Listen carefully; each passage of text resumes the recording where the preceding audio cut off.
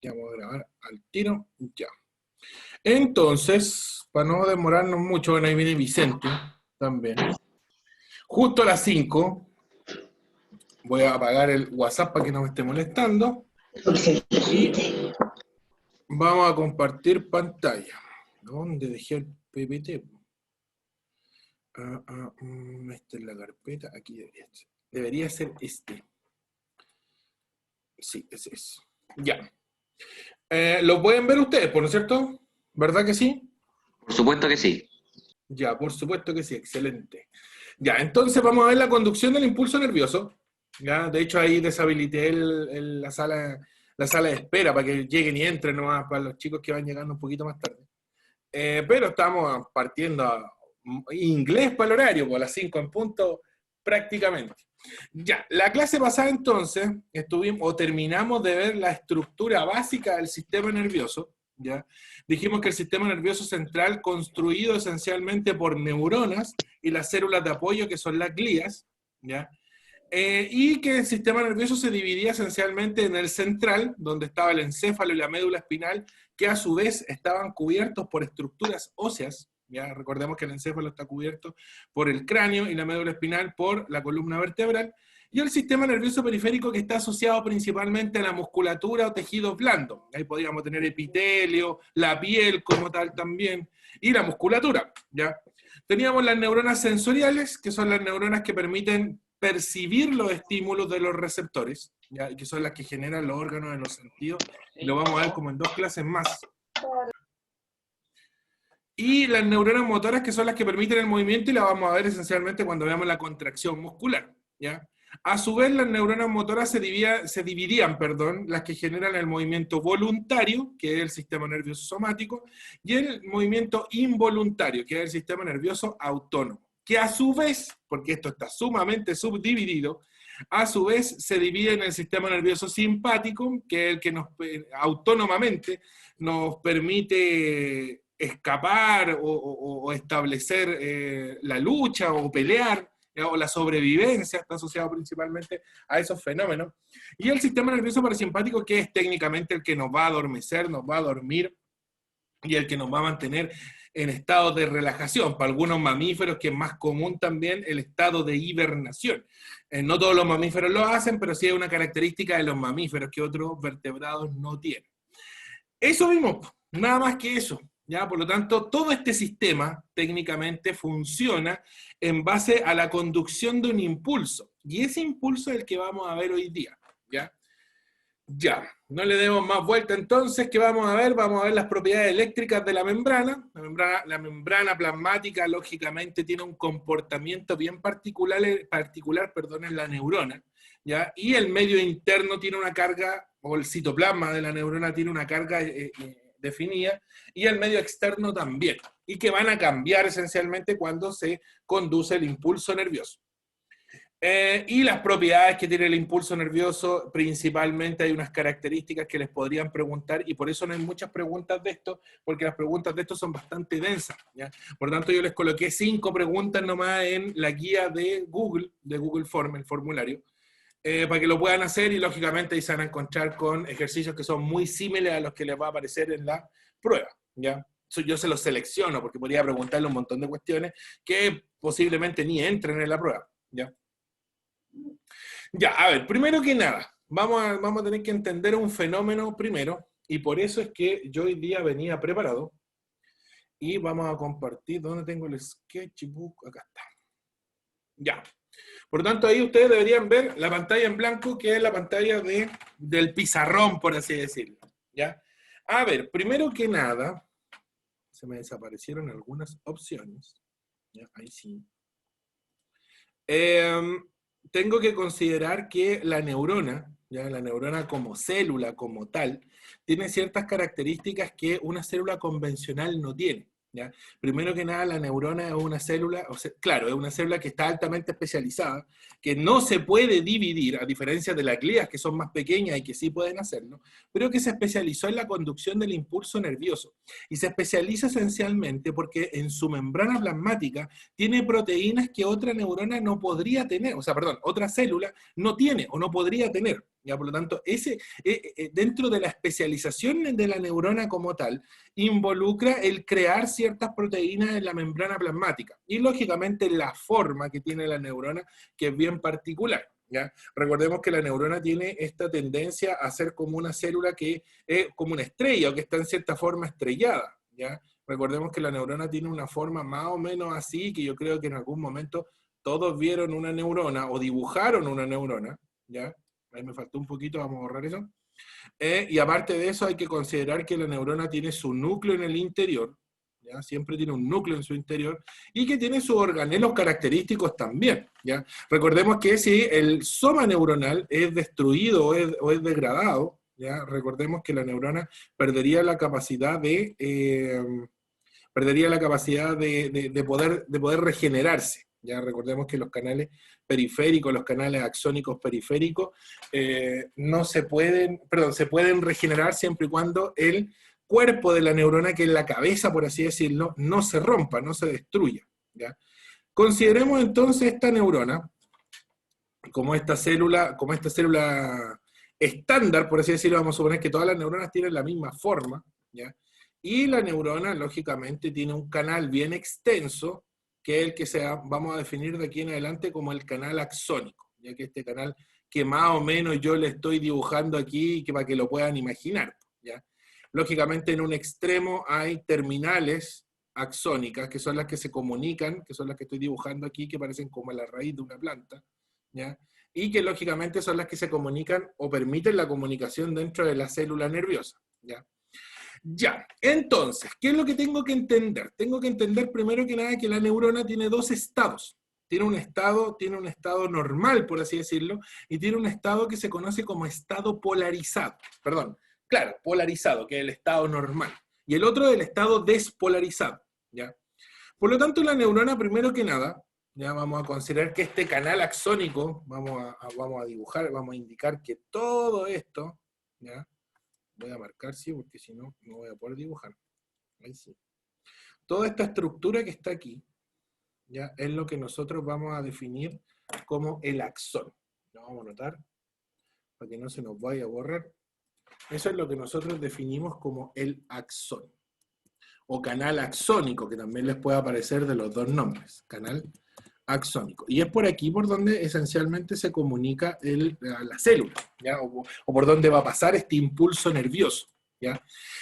Hay que considerar también que, como les decía, la célula tiene dos estados. Un estado normal, ¿ya? La célula, por así decirlo, tiene un estado normal, que es el que se define como estado polarizado. Polarizado. ¿Por qué está polarizada la neurona? Porque su citoplasma tiene una carga eléctrica definida, citoplasma, y a su vez, vamos a colocar acá para que sea más claro, ahí sí, el citoplasma tiene una carga eléctrica determinada, y aparte de eso, el medio externo más cercano al canal axónico también tiene una carga eléctrica determinada. Ahora, el citoplasma tiene una carga eléctrica negativa, ¿ya? Y siempre va a ser negativa, después lo vamos a ver ahí con el PPT. ¿Ya? Y en el medio externo vamos a tener una carga eléctrica positiva. Por lo tanto, tiene que quedar clarísimo que las cargas eléctricas dentro de la neurona son asimétricas, ¿ya? No son completamente simétricas, no son iguales. La base de la neurona es que la neurona tenga una carga eléctrica diferente, dispar, por así decirlo, ¿ya? Entonces vamos a colocar aquí que la neurona tiene una carga eléctrica dispar, o vuelvo a repetir que el término con el que podría aparecer en la prueba, ¿ya? Tiene una carga asimétrica. Asimétrica.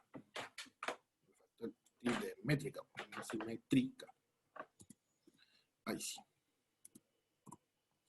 ¿Ya? Por lo tanto, la carga, vuelvo a repetir, es asimétrica. ¿Por qué? Si es que le llegan a preguntar por qué la carga eléctrica es asimétrica, porque toda la membrana externa, ¿ya? Toda la parte externa de la célula va a ser siempre positiva. Vamos a tener carga positiva aquí, aquí, aquí, acá vamos a tener carga positiva por toda la célula, todo el canal axónico, y en realidad todo el medio externo siempre va a ser positivo, ya siempre. ¿Por qué es positivo? Esencialmente porque tenemos la presencia de iones positivos, donde el principal, el más importante en este caso, va a ser el sodio. ¿Ya? El sodio en este caso es quien da la carga eléctrica afuera positiva. ¿Ya? Y el medio interno, ¿ya? El canal axónico como tal, el citoplasma de la célula también, por acá también podríamos considerar eso, vamos a tener cargas eléctricas negativas. Y aquí vamos a hacer rayitas para indicar que tenemos una carga eléctrica negativa. ¿Ya? Entonces vuelvo a repetir, la membrana es asimétrica. ¿Ya? Tenemos cargas eléctricas positivas afuera, negativas adentro. ¿Qué es lo que hace la neurona cuando conduce el impulso nervioso? Toma una porción de su estructura, una porción de la membrana, y cambia la carga. ¿Ya? Eso quiere decir que por un pequeño momento, esto que está aquí pasa a ser negativo afuera, ¿ya? Y positivo adentro. Cambia las cargas, las concentraciones de iones. Y por eso la célula, por así decirlo, se prende, pero se va prendiendo como por porciones. Entonces, este sector queda positivo y la parte de afuera queda negativa. ¿Ya? Después, la neurona, para seguir pasando este impulso nervioso a través de su canal axónico, toma la siguiente porción, la siguiente porción de la membrana, una cosa así, ¿ya? Y lógicamente vuelve a hacer el cambio nuevamente. ¿Ya? La parte externa pasa a ser negativa y la parte interna pasa a ser positiva. ¿Ya? Así. Ahora, lógicamente la neurona no queda siempre positiva. Lo más recurrente es que cuando el impulso nervioso se vaya cambiando de un sector a otro, ¿ya?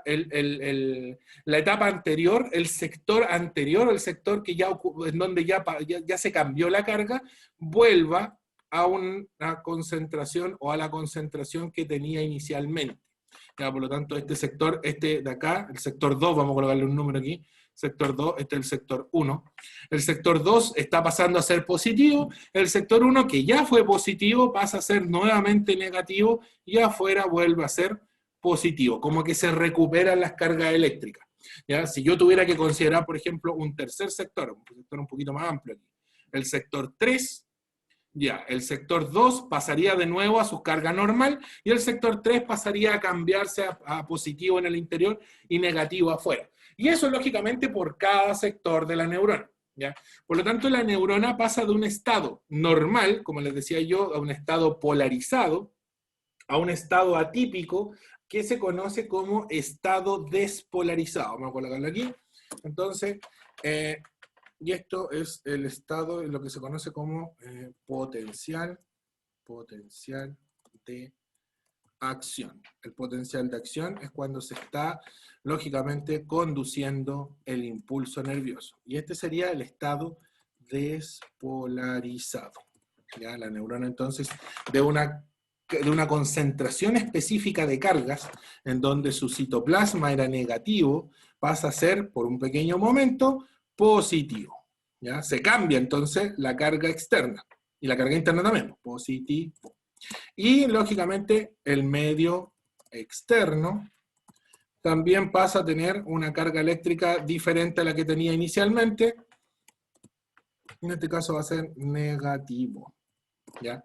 Por lo tanto, pasamos de un estado normal, ¿ya? A un estado despolarizado. Y después la neurona vuelve a este estado regular, por así decirlo. Por lo tanto, la célula lo que hace esencialmente cuando conduce el impulso nervioso, ¿ya?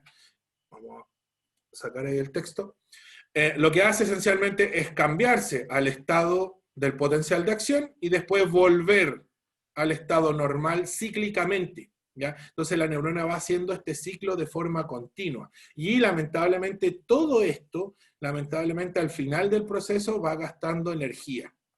Por lo tanto, por cada porción que la célula está cambiando sus cargas eléctricas, está gastando energía y la neurona se cansa. Por lo tanto, cada vez que el impulso nervioso se conduce, se cansa la neurona y gasta su energía interna, su energía metabólica. Por eso es que la neurona debe tener mitocondrias en su interior para poder generar esa energía cada vez que esté pasando el impulso nervioso a través de ella. Y ella intente, entre comillas, normalizarse. ¿Ya? ¿Alguna pregunta así a grandes rasgos? Porque no he pasado el PPT, quería dibujar primero, tenía ganas de dibujar hoy día, ¿ya?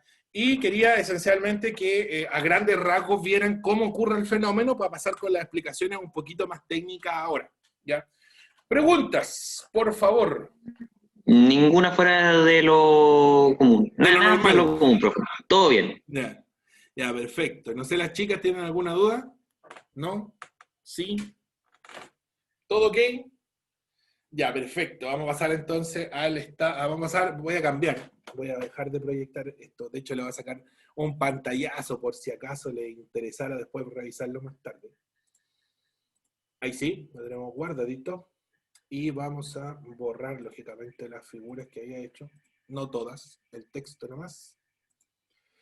Y dejamos de compartir. Ya. Entonces ahora vamos al PPT. Esta es la parte, ¿cómo se llama? Esa fue la parte del laboratorio. Esta es la parte teórica. Ya. Entonces, vamos a ver cómo se conduce esto. Ahí teníamos el potencial despolarizado, el potencial de reposo, que es lo mismo, perdón, polarizado, ¿no? El estado polarizado, el estado normal. El potencial de reposo es cuando esencialmente la célula, y aquí se ve un corte del canal axónico, de hecho acá adentro es el axón, ¿ya? Este canal largo que yo les dibujé en la neurona, y en la parte de afuera está el medio externo, ¿ya? El medio externo, recuerden que en su estado normal, en su potencial de reposo, es positivo el medio externo, y el medio interno es negativo. Aquí tenemos entonces una célula en un estado normal, ¿ya? Por lo tanto, este es un estado en que no se transmite el impulso nervioso, y la célula en cierta forma está como relajada, como que está esperando, sí, poder conducirlo.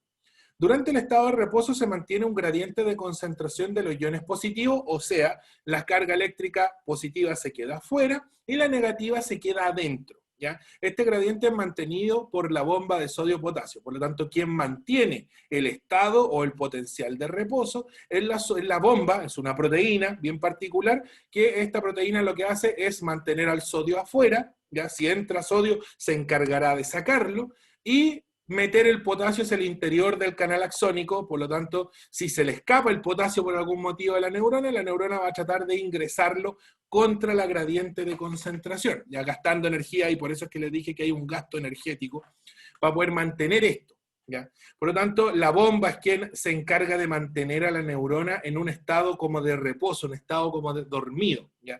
Lógicamente puede pasar un impulso nervioso y aquí las cargas se van a empezar a cambiar progresivamente. No se cambian todas de un viaje, ¿ya? Son por sectores. Ya, pues, vamos avanzando entonces. Ahí teníamos la neurona más bonita, lógicamente, que el garabato que yo le hice, ¿ya? Vamos, ahí tenemos el canal axónico, también harto más decente, y vamos a tomar una porción del canal axónico y lo vamos a agrandar como se ve aquí, ¿ya? Entonces aquí les pueden hacer varias preguntas. De hecho, en el formulario de preguntas que yo les dejé, aparece, les coloqué una pregunta similar a esta, ya que para que lo consideren. ¿Qué le pueden preguntar? ¿Cuál es el principal ion del medio externo? ¿Ya? El principal ion del medio externo siempre va a ser el sodio. Siempre vamos a tener más sodio afuera, ¿ya? El sodio tiene carga eléctrica positiva, por lo tanto el medio externo tiene más sodio y por ende es positivo, ¿ya? Ahora, ojo aquí, y esta es la principal confusión. El medio interno, ya dijimos que tiene una carga eléctrica negativa, de hecho aquí dice interior del axón y aparece el símbolo negativo, ¿ya? Pero es negativo esencialmente a la presencia de cloro y la presencia de ciertos aniones orgánicos, ¿ya? Que son esencialmente aminoácidos o proteínas del citoesqueleto. Las proteínas tienen la tendencia a tener carga eléctrica negativa, ¿ya? Y el cloro que siempre anda dando vuelta ahí en el citoplasma. Y esencialmente el citoplasma es negativo por eso, por aniones orgánicos y cloro. Ahora, el potasio, que tiene carga eléctrica positiva, también, y de hecho aquí se ve muy positivo esto, porque hay un montón de potasio, el potasio tiene la tendencia a estar en el medio interno, pese a que tiene una carga positiva. Por eso les digo que tienen que tener cuidado ahí. El potasio no tiene carga negativa, pero, y lo otro es que el citoplasma es negativo, pero pese a ser negativo, tiene potasio que es positivo en su interior. Por lo tanto, esa suele ser una clásica confusión, ¿ya? El medio interno no es negativo por la presencia de potasio, es negativo esencialmente por la presencia de cloro. Catalina, dime. ¿O no? No, profe, que le había escrito al WhatsApp porque se me cayó el internet. Ah, se te entonces no cayó el sabía internet. de la clase. Ya, Sí. sí, bueno, que dejé el WhatsApp, como que lo dejé a un lado en este caso. porque claro, ahí me escribiste, de hecho me escribiste cuando me está funcionando la internet. Bueno, en todo caso yo estoy grabando la clase, así que si por ejemplo después la quieres rever, la quieres ver nuevamente en YouTube, la vas a poder ver. ¿Ya? Ya, volvamos. Clásica, ya, perfecto. Clásica pregunta, vuelvo a repetir. ¿El medio interno es negativo por la presencia de cloro y aniones orgánicos? No es negativo por la presencia de potasio. El potasio es positivo, ¿ya? Lo que sí es normal es que el potasio está dentro de la célula, en el canal axónico, y el sodio, que ya de por sí es positivo, se encuentra siempre en el medio externo, ¿ya? Por lo tanto, pese a que el potasio es positivo, no es lo suficientemente positivo para ganarle a las cargas eléctricas negativas del interior de la célula. Por eso es que la célula siempre va a ser negativa, ¿ya? Para que no caigan en esa, vuelvo a repetir, clásica confusión. Al final, los aniones orgánicos, el cloro, son más negativos en total que el mismo potasio. Ya, de hecho, ahí pueden sumar la concentración de cloro y la concentración de aniones orgánicos y supera los 400, que es el total de potasio que hay. Pues entonces ya con eso me dice que va a ser negativo en este caso, ¿ya? Por lo tanto, es negativo, vuelvo a repetir, a causa de estos dos últimos, el cloro y los aniones orgánicos. Y el medio externo, vuelvo a repetir, se vuelve positivo o es positivo por la presencia esencialmente, y aquí se ve, de sodio, ¿ya? Ahí tenemos la diferencia potencial. Si yo tomara, de hecho se ve aquí la figura, si yo tomara un tester, un medidor de voltaje, y con un diodo midiera la carga eléctrica de la neurona, ¿ya? El medio interno, en este caso, tendría una carga eléctrica de menos 75 milivoltios. Tendría una carga negativa. ¿Por qué es negativa en su interior? ¿Ya? Y progresivamente va a cambiar cuando se haga, lógicamente, la conducción del impulso. ¿Ya? Ahí podemos ver los distintos tipos de proteínas que existen. ¿Qué hacen estas proteínas? Ahí está la bomba de sodio-potasio. Recuerden que la bomba de sodio-potasio es quien mantiene el potencial de reposo, el potencial polarizado, ¿ya? Y recuerden que las cargas son asimétricas. ¿Qué quiere decir que sean asimétricas? Que es positivo afuera y que es negativo adentro, ¿ya? No son iguales, porque si no, si fueran iguales sería simétrica, ¿ya? ¿Qué otra pregunta más le podrían hacer de esto? Bueno, aquí tenemos distintos tipos de proteínas. Las proteínas van a permitir el flujo de iones esencialmente, y vuelvo a repetir, es la bomba la que se va a encargar principalmente de mantener este potencial de reposo así, negativo adentro y positivo afuera. Ya, vamos a conducir un impulso nervioso. ¿Qué vamos a hacer? Vamos a pinchar la neurona, y la neurona va a conducir este impulso nervioso a través de su canal axónico para poder pasarlo a otra neurona, y así, para que llegue al encéfalo, y el encéfalo sea capaz de interpretar ese pinchazo, ¿ya? Lo vamos a pinchar con 3 intensidades, por así decirlo. La vamos a pinchar muy suavecito, la vamos a pinchar así ya un poquito más fuerte, y un buen pinchazo finalmente, ¿ya? O sea, vamos a tener 3 grados de intensidad. Y depende esencialmente de esto que aparece acá. Bueno, aquí le aparece la figura de las proteínas, ¿ya? Pero no me interesan estos estímulos particularmente.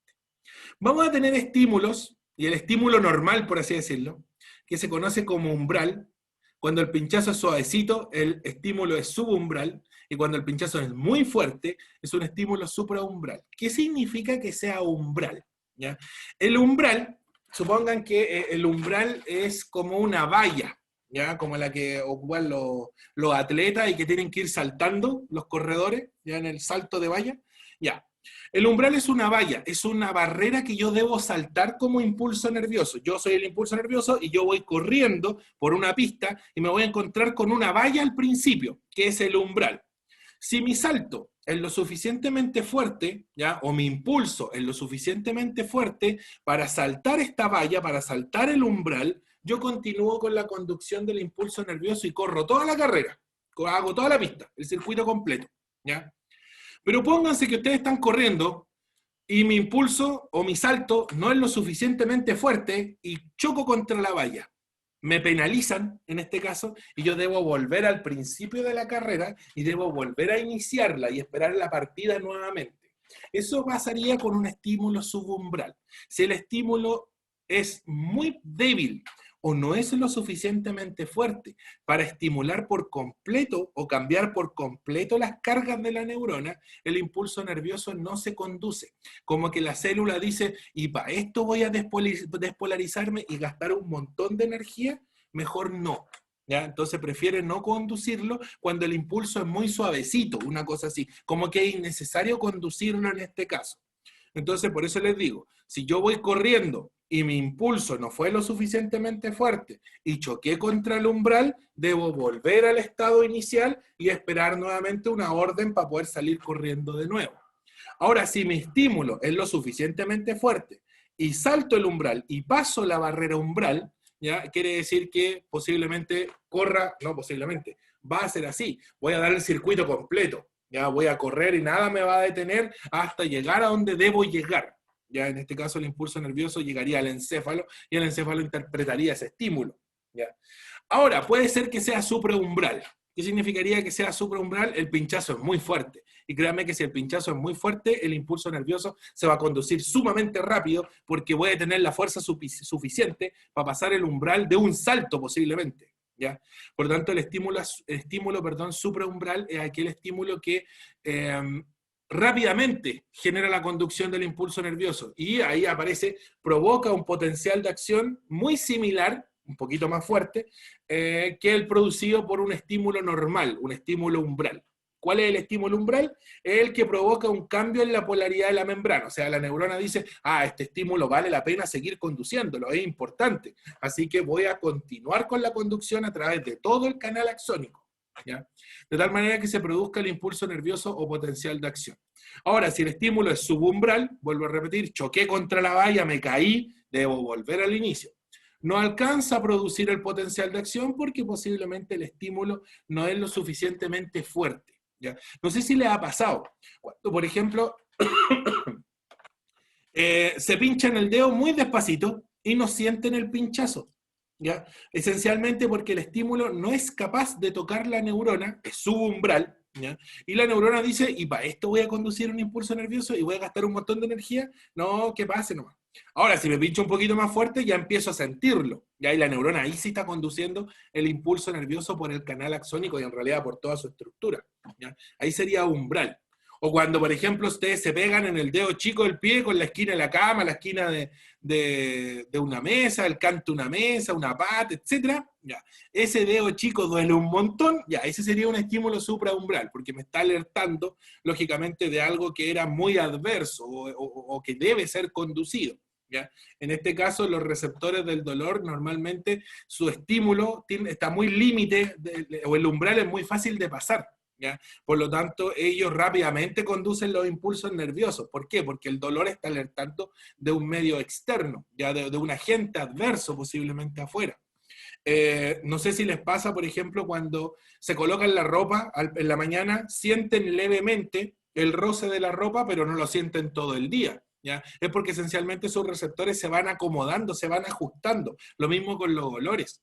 Ya, por ejemplo, ustedes, no sé, para el 18, cocinaron, hicieron empanadas y dejaron la casa pasar a empanadas fritas, por darle un ejemplo. ¿Ya? Invitaron a algo, o salieron por un momento y estuvieron afuera media hora. Cuando vuelven a entrar, sienten cómo la casa quedó pasada a empanada frita. ¿Ya? ¿Y por qué no lo sintieron antes? Porque inicialmente se habían acostumbrado al olor y el estímulo, lógicamente, ya no se sigue conduciendo porque ya se reconoció. ¿Ya? Cuando salen, como que se reinician sus receptores, y entran, vuelven a percibir el estímulo al que se habían acostumbrado. Ya lo mismo con la temperatura, se van acostumbrando al calor. Claro, hay personas más sensibles a la temperatura porque posiblemente sus estímulos son el umbral de excitación, sus neuronas se excitan fácilmente con la temperatura. ¿Ya? Entonces conducen el impulso nervioso rápidamente cuando identifican una alza de temperatura. ¿Ya? No sé si queda claro el umbral. ¿Ya? Ahí vamos a ir viendo el umbral después, por si acaso. Pero el umbral siempre asócienlo a una barrera. Es una barrera que ustedes en este caso van a tener que sobrepasar, o que la neurona debe sobrepasar. ¿Ya? Ya. Vamos entonces al estado excitado. Vamos a pinchar entonces la neurona con un estímulo umbral. Un estímulo, entre comillas, normal.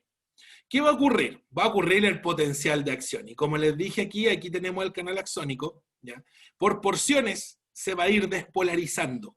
Eso quiere decir que la neurona va a cambiar levemente sus cargas eléctricas. Y al cambiar sus cargas eléctricas, como les decía antes, en la figura que les dibujé así, el garabato que le hice, va a ir despolarizándose, va a ir cambiando las cargas progresivamente. Pero este tiene un comportamiento y no todas las cargas tampoco se cambian, ¿ya? Entonces vamos a considerar ciertas cosas.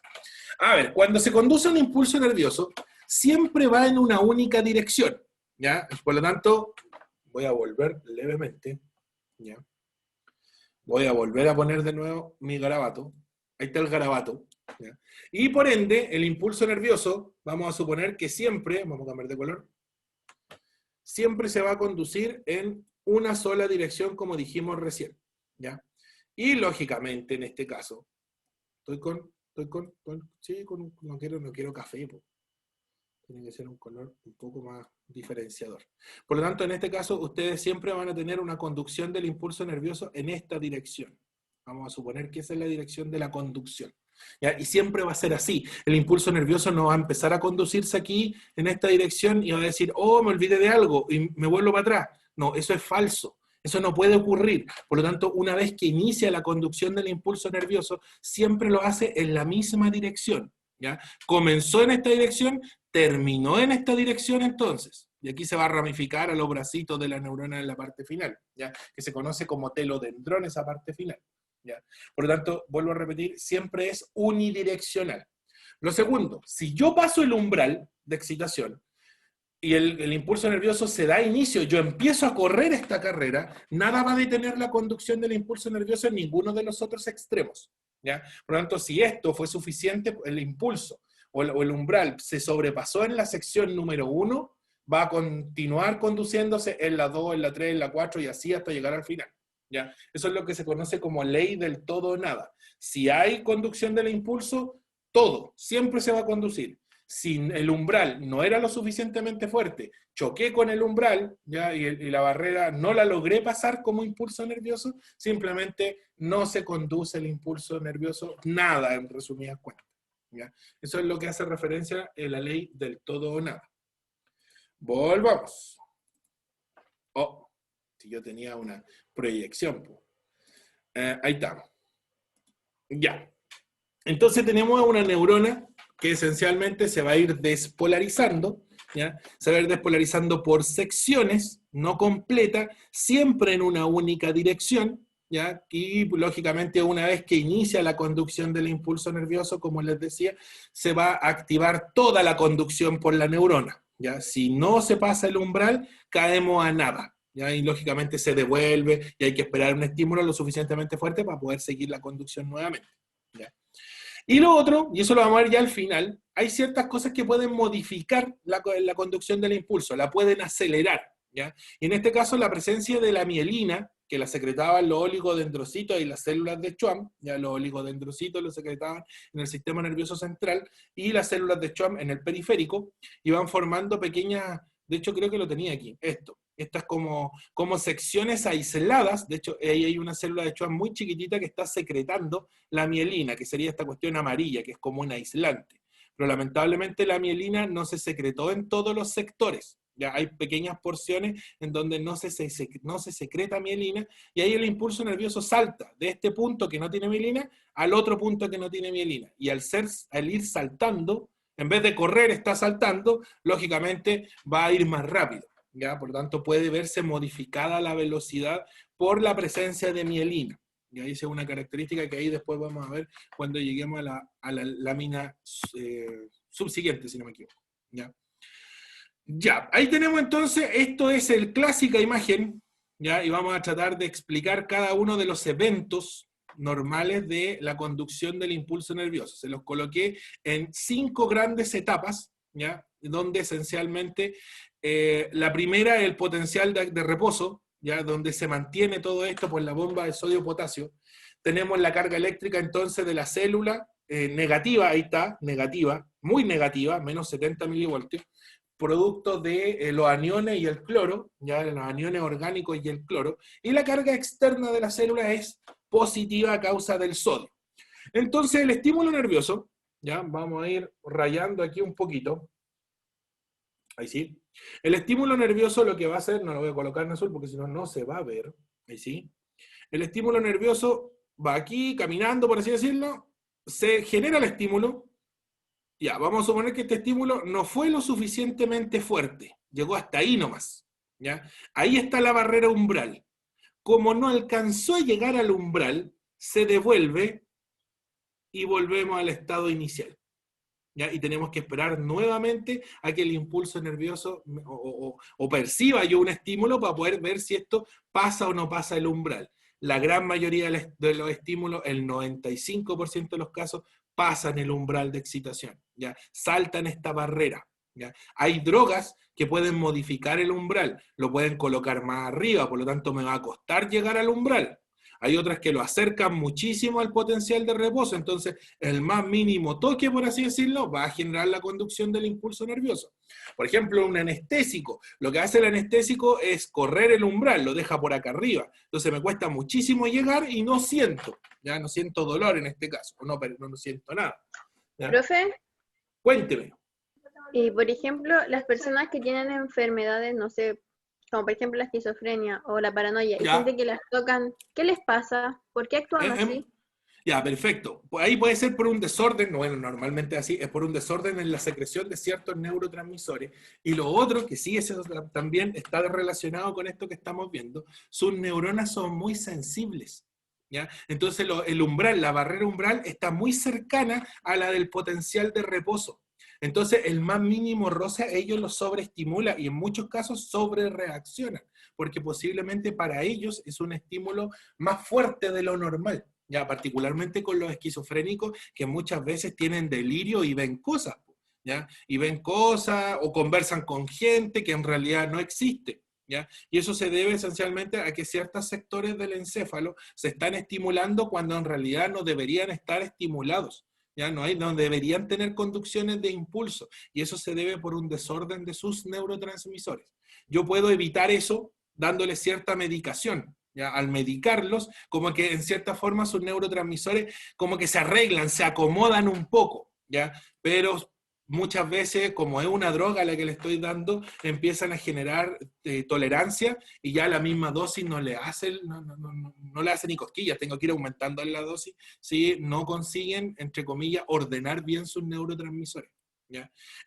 Drogas psicodélicas tienen el mismo efecto. Si nosotros consumiéramos una droga psicodélica en este momento, por ejemplo, el que me estén escuchando haría que se le prendan como chispazos de luces en su patrón visual. Entonces empezarían a ver sonidos, cosa que no puede ser, pues no vemos los sonidos los escuchamos. ¿Ya? Lo mismo, empezaríamos a ver cosas y escucharíamos sonidos. ¿Ya? Y ahí se cambiarían, porque lógicamente los impulsos nerviosos como que se pasan para otra pista, o se cambian de neurona, o se cambian de sector. ¿Ya? Y eso también se debe a que o el umbral se modificó, como también puede ser que el potencial de reposo bajó o subió, también puede ocurrir, que sea un poquito más alto el potencial, por ende el más mínimo estímulo hace que se active la conducción rápidamente. ¿Ya? No sé si quedó más o menos claro. Sí, profe. Ya. Sí, pues lamentablemente los esquizofrénicos, de hecho, pucha, las personas que son, entre comillas, superdotadas y que tienen una inteligencia atípica, ellos también tienen desórdenes de neurotransmisores y secretan muchas veces más neurotransmisores que una persona normal.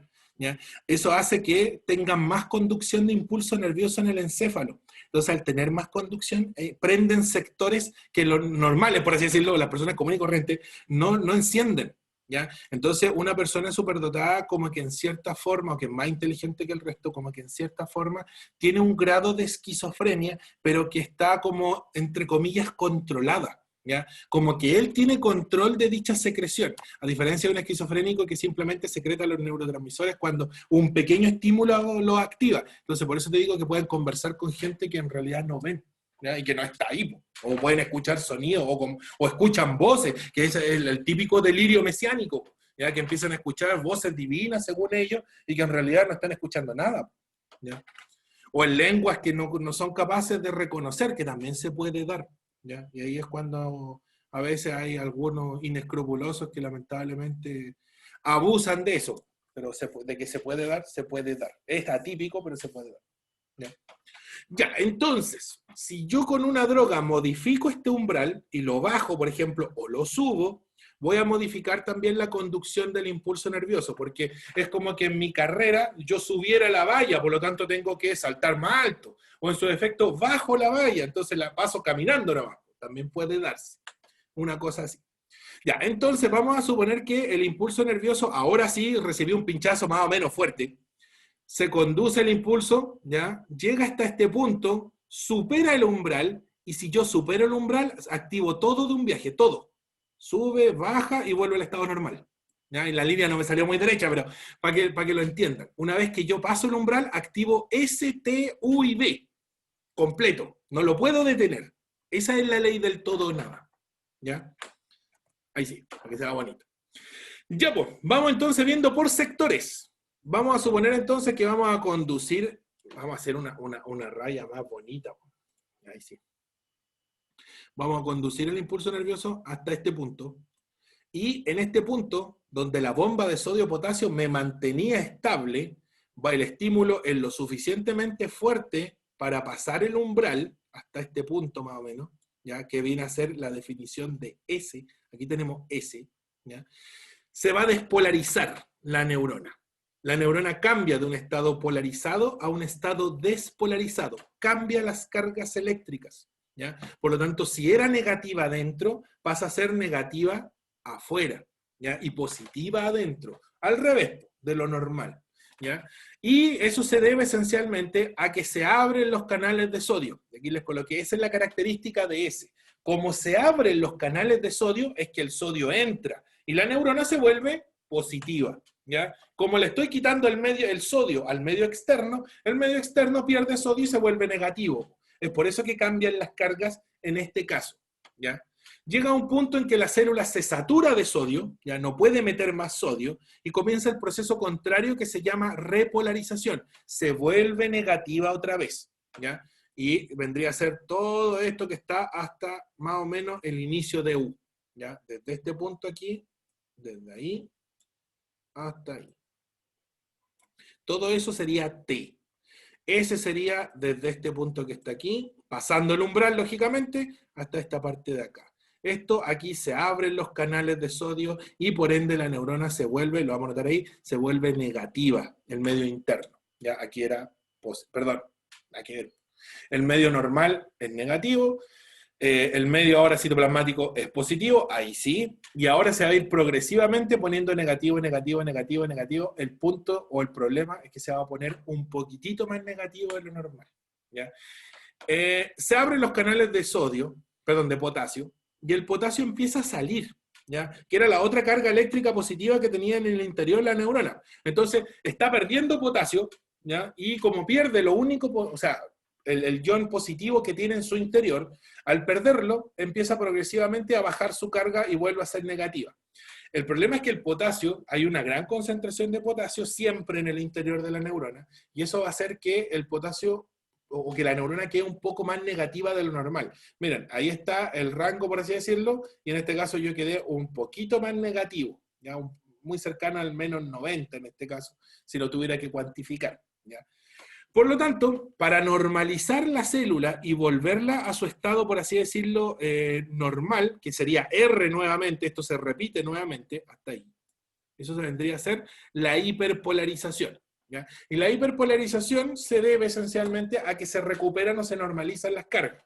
Yo metí sodio al interior de la neurona en S, saqué potasio en T, y eso ya es atípico. Porque lo normal es que el sodio está afuera y el potasio está dentro, y los tengo cambiados. Entonces, lo que vamos a hacer en U es sacar todo el sodio contragradiente y guardar el potasio, recuperar el potasio contragradiente también.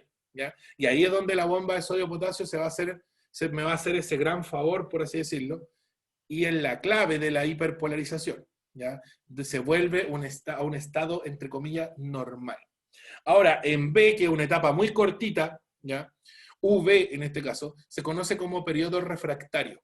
Entonces, si yo quisiera pinchar a la neurona en este momento, la neurona está descansando y no va a conducir otro impulso nervioso por un milisegundo, ¿ya? Necesita un porcentaje muy pequeño la neurona para poder recuperarse y recargarse, por así decirlo, de energía, porque en U, aquí, en el periodo de la hiperpolarización, todo esto, toda esta normalización, como es a causa de una bomba, la bomba me va a gastar energía. Por lo tanto, aquí les pueden hacer varias preguntas con respecto a esto. ¿Dónde hay gasto energético? De estas etapas que están aquí. Aquí, en U esencialmente, en U hay gasto de ATP. ¿Ya? En esta etapa es donde está el gasto de ATP, en la etapa U, en la hiperpolarización. Vamos a colocar ahí un poquito más cerca. ¿Ya? Ahí hay gasto de energía y la neurona se va a cansar al tratar de normalizar sus cargas. ¿Ya? En S, que creo que ya algo habíamos dicho, o acá está escrito, ¿ya? En S vamos a tener entonces el ingreso de sodio, que esencialmente se debe a la apertura de los canales de sodio. ¿Ya? Les cambió un poco el verso nomás. ¿Ya? Y en T, lo que vamos a tener el ingreso de potasio. Ingreso de potasio. ¿Ya? Y lógicamente, perdón, la salida, nada que ver, me equivoqué. Ahí sí. Salida, ahí sí. De Profe, potasio. Cuénteme. pero después cuando está en periodo de refractorio, ¿la neurona no vuelve nunca más a tener No. a conducir Ya, perfecto. estímulo o solo por un tiempo? Es solo por un pequeño periodo en que la neurona dice, ya, pues déjame descansar un ratito, si después conduzco todos los impulsos nerviosos que tú quieras, pero déjame descansar un 10% del tiempo que le tomó hacer la conducción total. Entonces, si esto se tomó un segundo, ella descansa 0,1 segundo. ¿Ya? Siempre descansa por un pequeño momento, que como te digo es más o menos un 10%, para poder conducir de nuevo el impulso nervioso. ¿Ya? La neurona debe volver a un estado normal para volver a hacer la conducción, ¿ya? Porque esa es su función, nadie más puede hacerla. Si una célula normal se despolarizara, cosa que puede ocurrir, yo meto los dedos al enchufe y las células de mi piel se van a despolarizar, pero no son capaces de repolarizarse, ni tampoco son capaces de hiperpolarizarse. Entonces, por eso es que se mueren, porque las cargas eléctricas se quedaron cambiadas y la neurona y la célula se murió. ¿Ya? Las células de la piel, si meto los dedos al enchufe. La neurona no, pues la neurona es capaz de hacer ese cambio. ¿Ya? Y lógicamente puede volver a conducir el impulso de nuevo. Dime. Pero como dijo antes, cuando le pregunté lo de la esquizofrenia y otras enfermedades, por ejemplo, cuando dopan a un paciente, por mucho tiempo después el paciente como que queda con retraso o queda... Y ahí es cuando, claro, muchas veces se abusa del medicamento, sí puede ser. Puede ser, Pero pero ahí no las porque la neuronas como que colapsan. No, la O... neurona, lo que pasa es que le modifiqué el umbral, ¿ya? Esta barrera que el umbral lamentablemente se quedó más alto, por ejemplo, o se quedó más abajo, ¿ya? A causa de la droga que le esté dando, depende de la droga. Normalmente lo que yo quiero hacer con la esquizofrenia, como te decía, es regularle una secreción de neurotransmisores que no se conduzcan más impulso nervioso. Normalmente le suben el umbral, entonces estas personas quedan como adormecidas o adormiladas porque no hay estímulo que las pueda estimular. ¿Ya? O les cuesta más estimularse frente a un estímulo externo, ¿ya? Porque el umbral se lo subí, por lo tanto la conducción de impulso ya no se realiza con la misma fuerza, o cuesta pasar el umbral, ¿ya? Pero no es porque la neurona se haya dañado, ¿ya? No es que, o se haya muerto, ¿ya? En algunos casos extremos podría ser que la droga sea experimental, por ejemplo, y genere un daño neuronal, pero es atípico. Normalmente, como te digo, les mueven el umbral, se lo dejan más arriba, y como se lo dejaron más arriba, anda como dormido. ¿Qué es lo que normalmente hacen las drogas para tratar personas con esquizofrenia? ¿Ya? O con algún trastorno mental? Como que los dopan, pues los duermen, como para que no molesten. Lamentablemente pasa a ser así. O con los niñitos, por ejemplo, que son hiperactivos. Ya, un niñito hiperactivo, el umbral lo tiene muy cercano al potencial de reposo. Entonces el más mínimo estímulo, ¡tum!, lo activa, pues, lo enciende. Y apágalo después. Pues. Entonces yo le doy unas pastillas para que le subo el umbral y el niñito ahora ya anda como apagado, dormido, como que ya no se activa tanto como lo hacía antes. Y da una pena enorme ver a los niñitos que no había quien los apagara y ahora ni se mueven. Pues. Lamentablemente ahí la medicación es bastante adversa. Ahora, si yo le quito la medicación, posiblemente vuelva a su estado normal. Ya, eso sí puede ser. Y como te digo, la neurona vuelve al estado normal para poder conducir el impulso nervioso. No sé si te quedó más o menos claro. Sí, prefiero, sí. Ya. La bomba entonces de sodio-potasio es quien me va a hacer el trabajo del gasto energético. Por eso es que yo voy a gastar energía aquí, por la acción de la bomba. ¿Ya? Entre este punto y este punto de acá es donde la bomba sodio-potasio está trabajando, está regulando nuevamente las cargas, está sacando el sodio al medio externo y guardando el potasio al interior, ¿ya? Y por ende estoy gastando energía y la neurona se va a cansar mucho. Por ejemplo, una neurona expuesta a una droga como la cocaína, ¿ya? Donde el umbral quedó muy cercano al potencial de reposo, donde la despolarización que genera, miren, le voy a dibujar así como a grandes rasgos, una despolarización de una persona que consumió cocaína ahora ya, por ejemplo. Vamos a suponer que ocurre la conducción del impulso ahí, ¿ya? Me voy a pasar un poquito para que lo puedan ver, pero una persona que consumió cocaína se eleva hasta ahí arriba. Mucho se eleva la despolarización. Entonces entra muchísimo sodio. Como entra mucho sodio, la neurona tiene que meter mucho más potasio, ¿ya? Y después tiene que volver a su estado de potencial de acción. Entonces tiene más tiempo trabajando la bomba de sodio-potasio y, lógicamente, porque tiene que mover más concentración de iones, va a gastar mucho más energía de ATP. Por eso es que las personas que consumen drogas duras como la cocaína, después de un estado de euforia, de que vendría a ser esto, el pic súper arriba, ¿ya? Después pasan a caer muertos prácticamente por rendidos, tirados y nadie los mueve porque están recuperando su sistema nervioso de haber sido enfrentados a una sustancia química que los volvió muy sensibles, ¿ya? Los hipersensibilizó, ¿ya? Entonces ese sería el caso de la cocaína. La vamos a ver cuando veamos las drogas, ¿ya? De hecho vamos a ver las 4 grandes drogas excitatorias, por ejemplo. La cocaína, la cafeína. ¿Cuál le llamamos más a ver? Cocaína, cafeína, nicotina, y se me olvidó una, y la otra es la contraria, pues la morfina. La morfina me duerme, pues me adormece, no me activa. Ya. Ahí sí, volvamos al estado normal. ¿Alguna pregunta entonces con despolarización? Ingresa sodio porque se abren los canales de sodio. La repolarización, entra potasio, ya, porque se abren los canales de potasio. Y la hiperpolarización, se recuperan las cargas, ya, por la acción de la bomba, y la bomba siempre gasta ATP. Y el periodo refractario, que es un pequeño momento, muy cortito, en el que la célula o la neurona no conduce el impulso nervioso porque está cansada y necesita recuperarse para volver a repetir esto, lógicamente si percibe un estímulo que sea capaz de pasar el umbral.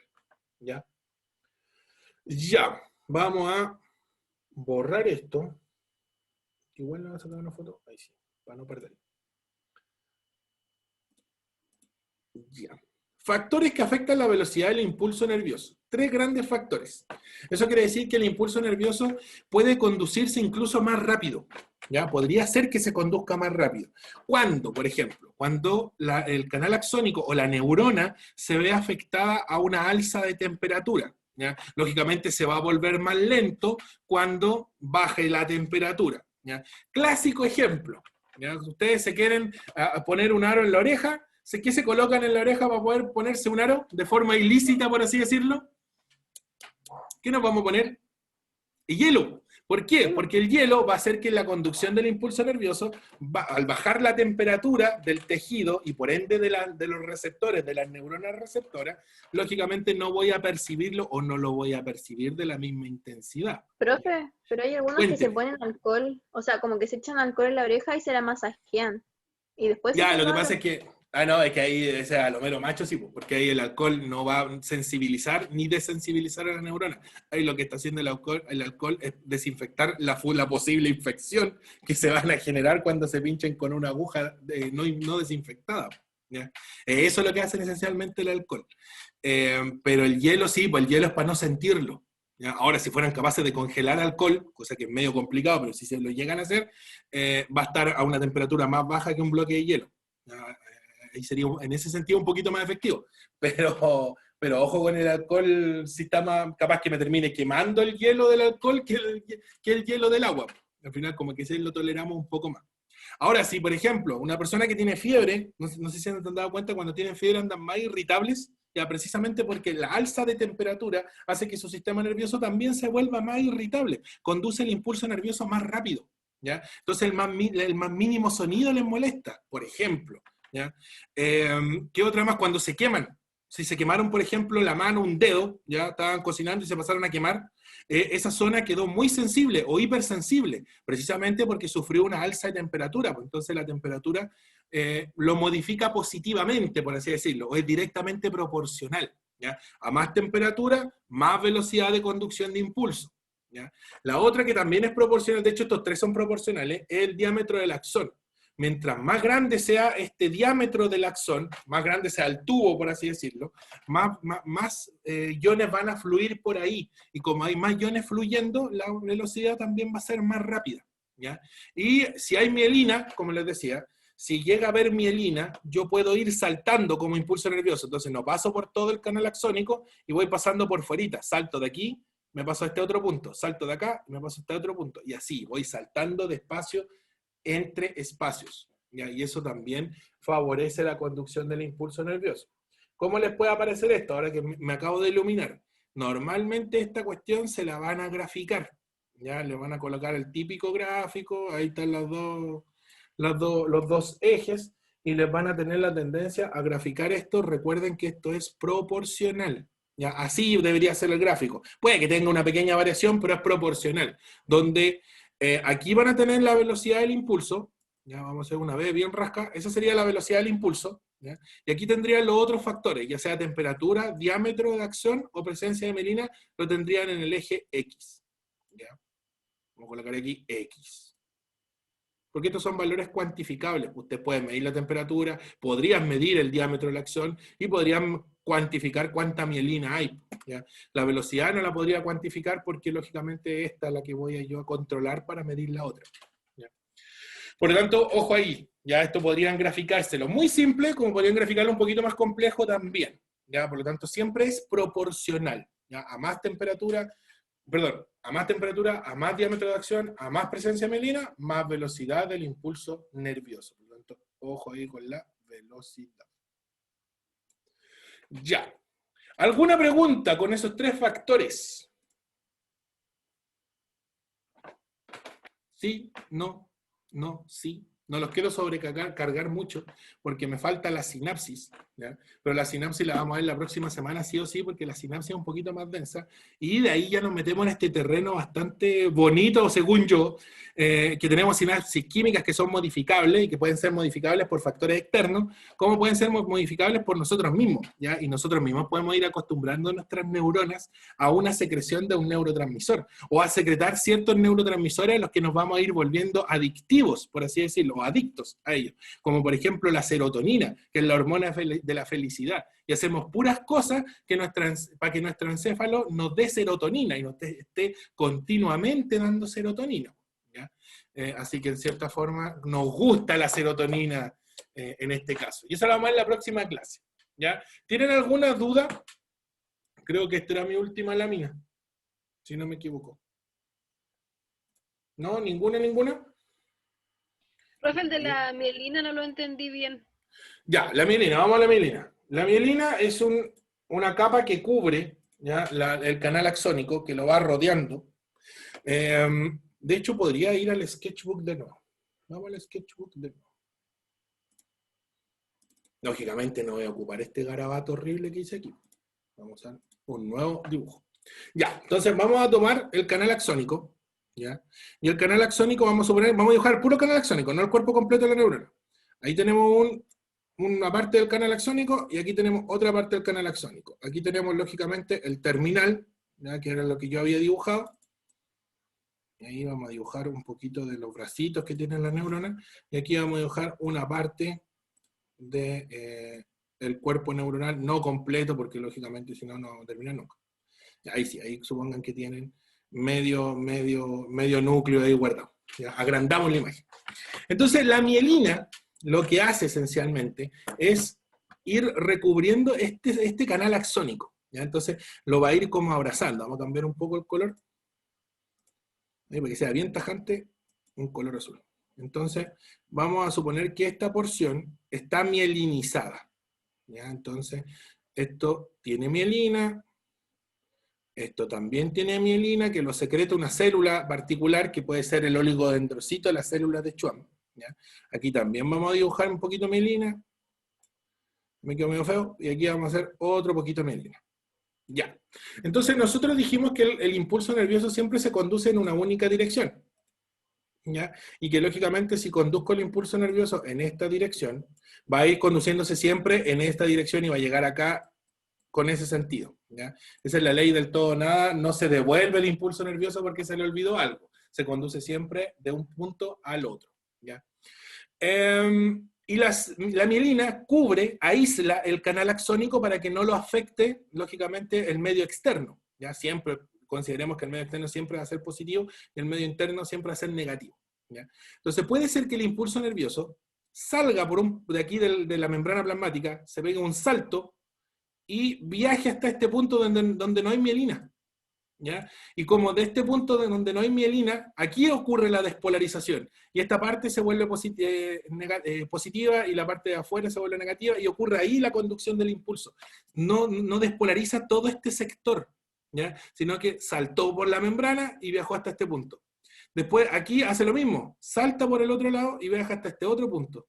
Y conduce el impulso nervioso sin pasar por este pedazo de canal axónico, sino que lo hace por fuera.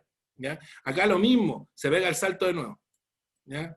Y aquí también de nuevo se pega el salto. Y ahí, como ya no hay mielina, no le queda otra que ir conduciéndose de nuevo como por el camino normal. ¿Ya? Entonces fue capaz de saltar, ¿ya? En ciertas porciones en donde no había mielina. ¿Ya? Estas porciones que no tenían mielina se llaman, y de hecho tienen un nombre bien particular, lo vamos a colocar ahí con rojo, se llaman nódulos de Rambier. ¿Ya? Nódulo con rojo, menos mal que era rojo, Rambier. ¿Ya? Y Rambier, que era un fisiólogo, ¿ya? tomó ejemplos de neuronas, y estos espacios en donde no había mielina fue capaz de demostrar que la conducción iba saltando entre espacios.